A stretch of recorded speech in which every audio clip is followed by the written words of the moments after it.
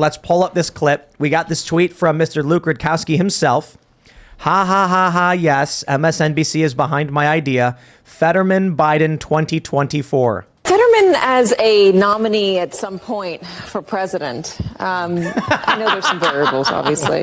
Just a few. But I just, what he did in the super red, deep red parts of Pennsylvania and the way that he ran ahead of Biden, as you were saying, ran ahead of Trump. I mean, it just makes you wonder about his future. Okay, I'm sorry. If you read, hold on. Fetterman in the Senate as a Democrat, I can understand why there's a closed door but open window there. For the next 2 years, Democrats are going to have to answer for a man who's not all with it, who's got brain damage in the Senate. And it's going to be amazing talking points for Republicans. But Fetterman as the president? No.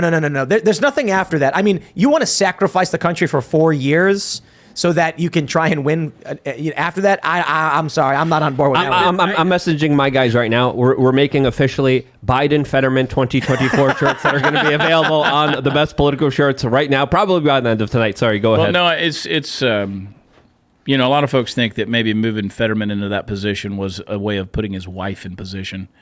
That he's going to become, here in the next, less than 6 months, he's going to be unable to perform his duties or whatever after he's sworn in.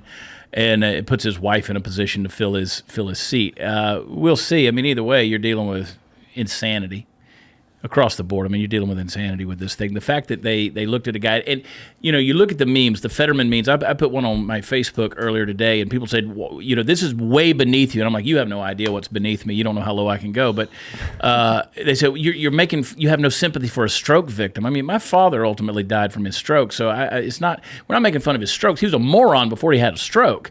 And again, if he's a stroke victim, then his family should have had sympathy and never put him up there. They should have pulled him off that platform. Yeah, right. Like if he's that impaired that he can't, he's a senator for Christ's sake. If he's a senator and he can't handle some ridicule or a meme about him, then what the hell are we doing? I think they just like electing people that they can control. Well, there's 100% that. Absolutely. No like that guy in Pennsylvania who was dead. Yeah, right. I said that on Twitter. People that were dead. I said that on Twitter. There were three people? There's three. Well, not in Pennsylvania, but there were not three in Pennsylvania. Dead people. Not in Pennsylvania. There was one in Massachusetts, one in Pennsylvania, and then one in somewhere else. California. But I said, are we supposed to have all Democrats? Yeah. I said, are we supposed to have sympathy for the dead guy too? Well, and what about the person that was running against him? Like, do they not? I'm surprised the Democrats didn't dig him up and hey, come in there. Put his hand on a Bible. Hold on. I recently learned that you can't defame dead people. So now we can say Democrats elected fraudsters, con artists, and rapists. Yeah. Oh, they're dead. You can't defame them. Yeah, it's true. No, I don't want to disparage the people who died. I got no beef with them. But my thing is they say, oh, you have no sympathy for a guy who had a stroke. Well, I have no sympathy for the person that's dead either. They're dead, but I mean, you still elected them. Hugh McKean apparently died and was elected, and then Barbara Cooper, she died in October. But seriously, to the person that ran against them, they lost to a dead person. What do you do? What do you do next? That's worse than Oz. Like that's pretty embarrassing. Well, if you are dead, your votes should be eliminated.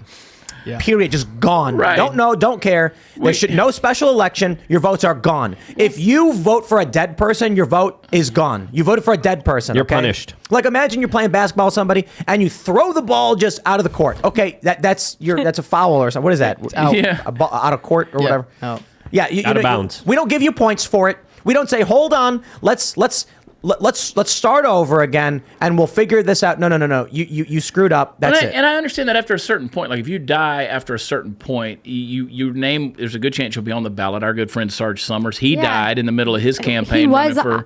You voted for it. I voted for it. You voted for it. So let's call you out on that. I'm a hypocrite. He's a good friend of ours, and you gave him a little honor vote. I felt so bad. He didn't. But he died on the campaign trail. He died in a car wreck. I got to read this super chat from James K. James, this was a grand slam. He says, Biden Fetterman 2024. It's a no-brainer.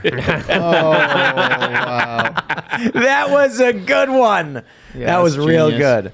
good. Anyway, on to the dead people who won. Nice. Amazing. Congratulations, y'all. So what is it? I mean, look, Republicans have elected dead people before, too. Because people will, like these guys, two of these Democrats, I think, they died in October. Or, at least one of them did. And so people maybe just didn't realize the person died. Like they knew who the person was, maybe or I got to be honest, I think they just show up, they hit the D, and they walk out. Oh yeah, that's probably do. true. They don't know who they're voting for. Well, a friend of mine, he even put it you on got Twitter. Biden that calls out for dead people. Yeah, well, I mean, yeah. Oh man, He did. I mean, he's sad. still. It's sad. I think Biden's at that stage in life where his toes are on the precipice of the eternal, so he's already seeing into, the nether regions, and he's just seeing people there floating around. And, She was there. Yeah, and you want to see if she's there. Yeah, where is she? Is she here? I mean, you see, he's trying to shake hands with the air all the time. Yeah. This is. He's got his toes on the precipice of Of eternity, yeah. Eternity. This is shout out to Seamus of Freedom Tunes. This is a good horror bit. Biden's so close to the other side that he's starting to see through the veil. Seeing dead people. I see dead people. Either Come on, sixth, man. seventh sense, whatever, the thing. But I've got a friend who said he was at the polling place and he goes up to the voting deal and he puts his thing in it. There's two girls, young girls that are standing there. And one of the girls says, I don't know who any of these people are. I don't know what to do. And the girl beside her said, just vote Democrat. And that goes right back to your point. Like, if you're going to do that, stay home. I mean, our country went from you got to be a landowner. You had the man voted for the household. I mean, there were certain requirements that you had. And now you've got any person that's brain dead out there casting a vote because that's what they're doing. And I remind people, voting is not a right. It is a privilege in this country.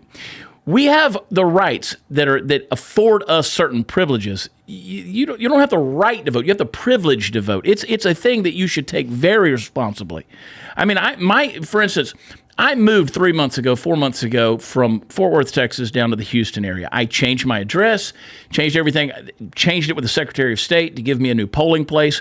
I still, because the state did not change my polling place, I still had to go back to Fort Worth, Texas, 3.5 hours from where I'm living now, go back to Fort Worth, Texas, and vote on Tuesday, Election Day, and do it. And listen, I was nervous because I thought, I'm going to get up here, they're going to run my driver's license and say, well, these addresses don't match. Yeah. I still had to fill out a form that said change of address with the polling place and do it. So so again, it's racist. It's racist that I had to do this, but I had to fill out another form. And I said, this you're actually asking me to write on this form the same things that are on my driver's license. Why am I doing this? And they said, just do it. I think it should be harder to vote. Should be harder to vote. I think voting it's a duty, it's a responsibility, and it is you saying, I want certain things for this country, for this city, for this county, whatever. The Democrat policy is, let's just get as many votes as possible. We don't care about the quality of the votes. It gives us power. That's why they want 16-year-olds to vote. Right. I think voting should be hard, but it should be this hard. You have to get up and go vote. Yeah. That's it. Yeah, forget that drop, forget the mail-in, forget all of that stuff. I mean, again, if you're infirm, you're military, you're law enforcement on duty, the stuff like that, I understand. There are special concessions for that. But the guy that doesn't want to get up and go should not vote. No. If you don't want to be there, you shouldn't be. That's just the way it is. I mean, it's frustrating to me. Tomorrow's Veterans Day, right? I don't know when this airs. We're live. This thing. So we're Veterans Day tomorrow, right? We went to Antietam today. We went over there, and you go over there. Yeah. 22,717, I think, men died that day fighting each other. Americans fighting each other. You go to the graveyard, and it is a sad reminder. Not only brother against brother clash. I mean, that's the bloodiest battle in the Civil War. But then you think about Normandy, and you think about the millions that died in the world wars, and you look at the Afghanistan evacuation and the 13 that died there, and the just senseless stuff that goes on. You're like, you got men and women that put on a uniform every day with a willingness to serve, sacrifice, give their lives for our liberty, our freedom, our ability to have those privileges I mentioned, and you don't do it. You just don't do it. You don't give a shit enough to go out there and study and see what's best to protect your freedoms. These guys died, they bled, they sacrificed, they go on deployment 9-10 months out of the year to stay away from their children. And you can't read a book, you can't Google something to see if John Fetterman's a idiot. It's like you said, things have not gotten bad enough for people to either suffered. Want to vote or to change the way they vote. This is what happens when we live in a world of manufactured oppression and not real oppression. They've never suffered. They've manufactured victimhood. Yep. They've told themselves they're victims, and they haven't done without food. They haven't done without water. I mean, unless you live in, Mississippi, Jackson, Mississippi, and there's sludge coming out of your faucet for 2 weeks, but they haven't done without. And so now what they're saying is, I got it so hard, I can't go. If you got it so hard, you can't go vote. Have you seen the video of the Starbucks employee crying about having to work 8 Yeah. hours? Yeah. It was the funniest Who's a video. trans person. I don't know if you caught that. That was the other thing she was complaining about, was they were misgendering. That's right. And that was the other thing, which I think honestly was probably the catapult that pushed her into making the video anyway. Because that was God, that was the stressor. That was the deal. Oppression. But you know, and the story wasn't about someone being mean to this person. It was just that people kept misgendering. I grew my beard out and everything. Well, I got to be honest. I want to be careful because I don't know if the individual was male wanting to be a woman or a woman wanting to Does a woman want to be a male? I mean, you got to assume, she didn't.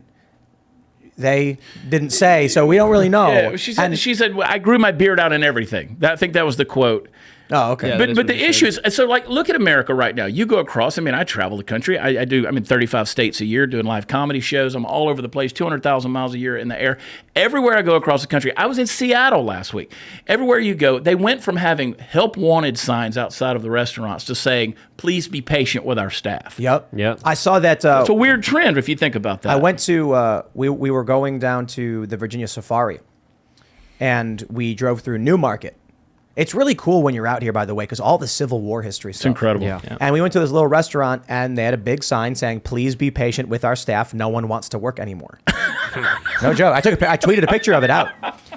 Tweeted a picture, and it's crazy to me. I'm like, where are all of these people? Where'd they go? Yeah. Did they get raptured or something?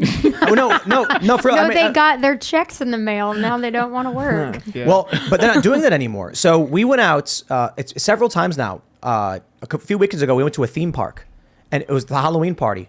Oh yeah, I remember Completely dead. Yeah. Completely empty. Really? 50 people maybe in this theme park, and we were just like, what is going on? Yeah. Like, where is it? Okay, maybe about 50 people I think I saw. And if you wanted to go on a ride, you had to go to the ride and there was no one manning it, and then text a phone number, and someone would come and press the ride button for you.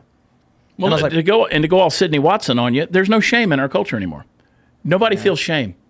Nobody's Well, ashamed of anything. Everyone's proud. There's no work ethic because there's no shame in doing a poor job. Thanks for watching this clip from the Timcast IRL podcast. Hang out with us live Monday through Friday at 8 p.m. and become a member over at timcast.com for uncensored, members-only shows exclusive. Thanks for hanging out, and we'll see you all next time.